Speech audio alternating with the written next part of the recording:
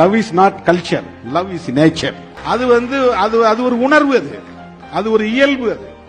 அது எப்ப மலருன்னு யாருக்கும் தெரியாது. எந்த பருவத்திலையும் வரலாம். அடலசென்ட் பீரியட்ங்கிறது முக்கியமான ஹார்மோனல் சேஞ்சஸ் உருவாகிற நேரம். அது யாருக்கும் வரலாம், எப்போதும் வரலாம். அது மனிதன் தோன்றிய காலத்திலிருந்து, ஆணும் பெண்ணும் தோன்றிய காலத்திலிருந்து உருவான உணர்வு. அப்படிதானே ஒரு ஈர்ப்பு ஏற்பட்டு இனப்பெருக்கம் உருவாகும். அது நேச்சர். அது நேச்சருக்கு எதிரானதுக்கு பேர் தான் கல்ச்சர். லவ்ங்கிறது கல்ச்சர் கிடையாது, கலாச்சாரம் கிடையாது. காதலுக்கு தோல்வி கண்ட காதலரை அந்த கல்லறையை தட்டி தட்டி எழுப்புங்கள். நான் இமயத்தை விட்டு கூட சேர்த்து வைப்பேன், துணிந்து என்னிடம் அனுப்புங்கள். எத்தனை ஒரு பஞ்சாயத்தடா முடிச்சு வச்சு பாரு. நமக்காக அம்பட்டு பெண்ணும் பிள்ளை குட்டியோட வெயில்ல காத்து கிடக்குறாங்களே. அப்பா அவர்கள் ஆளுநரை மேடையில் உட்கார வச்சு என்ன பேசுறாரு? நீயே சொல்லு. இவனு ஈக்குவலா மைண்டம் பண்றானே. மாண்புமிகு ஆளுநர் அவர்களை, உங்கள் மனதில் இருப்பதை நீங்கள் சொன்னீர்கள். எங்கள் மனதில் இருப்பதை, இவ்வளவு பெரிய வெள்ளம் புயல் ஏற்பட்டிருக்கின்றது, ஒரு பைசா கூட நிதி தரவில்லை. மயிலே இறகு போடல போட மாட்டீங்கடா. நீங்கெல்லாம் புடிச்சு கால் எடுக்கல வச்சு அமுக்கி புடுங்கறதானே நீங்க திருந்துவீங்க. சகோதரிகளே, நம்ம குஜராத் மாநிலம் ஒவ்வொரு வருஷமும் 60,000 கோடியை சென்ட்ரல் கவர்மெண்ட்டுக்கு வரியா கொடுத்துட்டு இருக்கோம். ஆனா குஜராத்துக்கு திரும்பவும் எவ்வளவு கிடைக்குது? 8,000 கோடி, 10,000 கோடி, 12,000 கோடி தான். சென்ட்ரல் கவர்மெண்ட் என்ன சொல்றாங்க? போதுமான அளவுக்கு கொடுத்துட்டேன்னு சொல்றாங்க. நீங்க குஜராத் மக்களை பத்தி என்ன நினைச்சிட்டு இருக்கீங்க? பிச்சைக்காரங்கண்ணா. சொந்த காசையே ஒன்றிய அரசு கிட்ட பிச்சை எடுக்கணுமா குஜராத் மக்கள்? அத்தாடி, ரொம்ப கொடூரமா பேசிருக்கிறேன். ஒரு பேச்சுக்கு உள்ள பரமார்த்த 100 நாள் ஓட்டுவீங்க போட்டுக்கியா? பல லட்சம் கோடி ரூபாய் நம்முடைய மாண்புமிகு PM கேர் ஃபண்டில் உள்ளது. PM கேர் ஃபண்டு இந்திய மக்களால் கணக்கெழுத முடியாத, கணக்கு கேட்க முடியாத பண்டில் இருந்தாவது ஒரு 50,000 கோடி ரூபாயை ஐயா வாங்கி தந்தால் நன்றாக இருக்குமே என்று நான் கேட்கலாமே. அட ஏங்க நீங்க வேற பீடி வாங்கவே 15 பைசா இல்லாம பிச்சை எடுத்துக்கிட்டு இருக்கேன். 15,000 ஆச்சே. அபராதத்தை சங்கத்துல இருந்து எடுத்து கட்டு. சங்கமே அபராதத்துல ஓடிக்கிட்டு இருக்கு. அடுத்து PM கேர் நிதியில இருந்து 50,000 வாங்கி கொடுங்க. இதன் ஆளுநர் பேசுறதா? யார சொல்றான்? நான் ஆளுநர்கிட்ட கேட்கிறேன். முதல் குடும்பம் கொள்ளையடிச்சதுல இருந்து 1 லட்சம் வாங்கி கொடுங்கன்னு கேட்கிறேன். அதனால அண்ணாமலை ஆளுநர் ஆளுநரையும் ஆளுநர்னு பேசி, சபாநாயகர் ஆளுநரையும் ஆளுநர்னு பேசி, ஆமா இந்த ஆளுநர் அந்த ஆளுநர் பேசுறதுனால அந்த ஆளுநர் கோச்சிட்டு வெளில போயிட்டாரு அப்படின்னு பயங்கரமா பேசி. ஐயோ பயத்துல நாக்கு என்னென்னமோ சொல்லுது.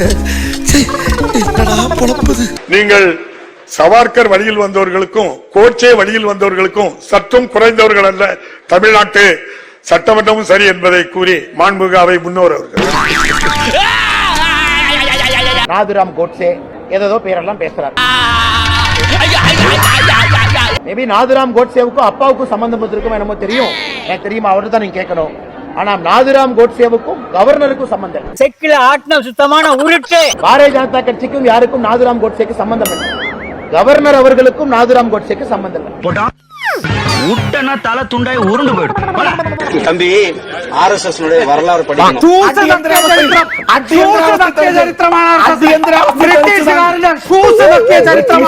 ஆளுநர் அவங்கிட்ட இருந்து 1 லட்சம் ரூபாய் கடன் வாங்கி கொடுக்கட்டும். 1 லட்சம் கோடி. இதேதான் அந்த டெய்லரும் சொன்னேன்.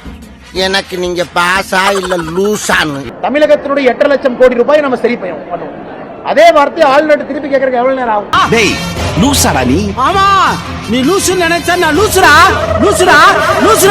ஆளுநர் அவர்கள் முறை தவறி நடந்து கொண்டதன் காரணமாக ஆளுநர் அவர்கள் அவையிலிருந்து வெளிநடப்பு செய்திருப்பதாகத்தான் நான் பார்க்கிறேன். என்ன கூட்டு உளறிட்டு இருக்க? பேசாம ஒரு ஓரமா போடு. கூட்டு போடா எனக்கு இருக்கு போய். என்னைக்கு ஆளுநர் மாத்தி பேசலாம். ஜனகணமன போட்டு அதுக்கு முன்னாடி போயிட்டாரு. ஆளுநர் அவர்களுக்கு எந்த பிசினஸும் கிடையாது. நானும் பாக்க என்ன ரொம்ப ஓவரா பேசிருக்கிற. அப்படியே மூக்கிலே குத்துறன்னு வச்சுக்க, சேவா ஊத்தும். கவர்னர் சொல்வதை தவறு இருக்கா ரைட் இருக்கா அது சபையில் இருக்கக்கூடிய உறுப்பினர்கள் டிஸ்கஸ் பண்ணணும். அது அவை குறிப்பில போகணுமா வேண்டாமா உறுப்பினர் டிஸ்கஸ் பண்ணணும். இவன் லூசா இல்ல நம்ம லூசாயா? சார் அவன் லூசா தான் நமக்கு நல்லதான் சார். ஆளுநர் ஒரு நியூட்ரல் ஜட்ஜ். அவர் திமுகவுடைய உறுப்பினர் கிடையாது. ஆனா திமுகவுடைய உறுப்பினர் விட மோசமாக ஆளுநர் அவர்கள் நேற்று நடந்து கொண்டார். அதனால் தான் மாண்புமிகு ஆளுநர் அவர்கள் வெளிநடப்பு செய்ய வேண்டி வந்தது. ஆப்ரஹாம் நீங்கன்னா அப்துல் கலாமா? ஐயோ பாவம், அவரே கன்ஃபியூஸ் ஆயிட்டாரம்மா. காலையில விசாரி. அவர் அசால்ட்டா நினைச்சுக்கிறீங்க. ஒரு டைம்ல அவரை பார்த்து அலறாதனே கிடையாது தெரியுமா? சின்ன பொம்மை தான் வச்சு பட்டு பண்ணு போட்டு போய்கினே இருப்பாப்புல. போலீஸ்காரன் அச்சு இப்படி ஆகிட்டான். அடுத்தது சபாநாயகர் தவறா நடந்துக்கிட்டாங்க.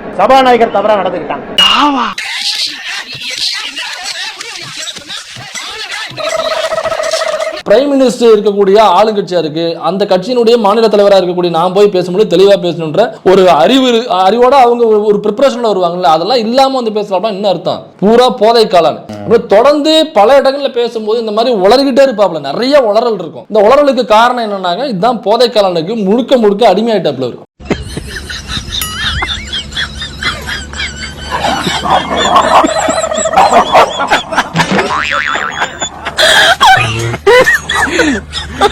சபாநாயகர் தவறா நடந்துகிட்டனாலதான் ஆளுநர் வெளிநடப்பு செய்ய வேண்டிய வந்துச்சு.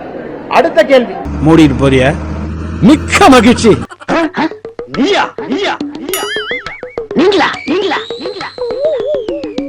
ஒரு மந்தையில் இருந்து 2 ஆடுகள் வேறு வேறு பாதையில் போய்விட்டன.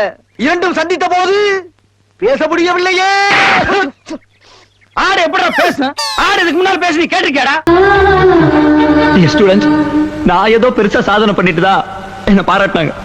இந்த பாராட்டுக்கெல்லாம் காரணம் நான் இல்ல, இவரு எங்க அண்ணன். எனக்கு கிடைச்ச மாதிரி ஒரு தங்கமான அண்ணன் இவருக்கு கிடைக்கல. கிடைச்சிருந்தா இவரு எவ்வளவோ சாதனை பண்ணிட்டார்.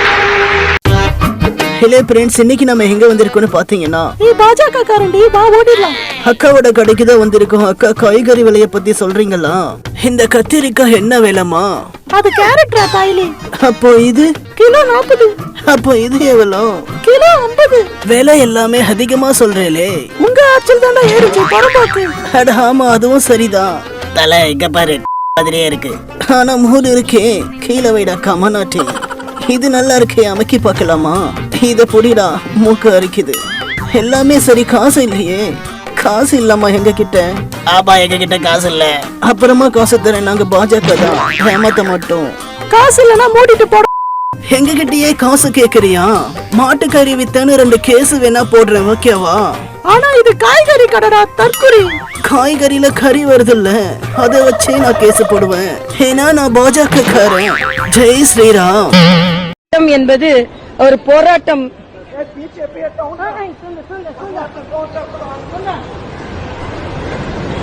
நாடு தழுவிய ஒரு ஆர்ப்பாட்டம். சுகந்தன் ப்ளீஸ். ஒரு நாடு, வைஃப் இஸ் நாட் வெல், அதான் நான் கூட்டிட்டு போறேன்.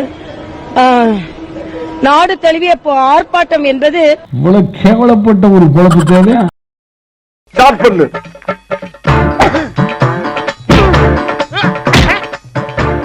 இங்கிட்டு வா. அப்படியா?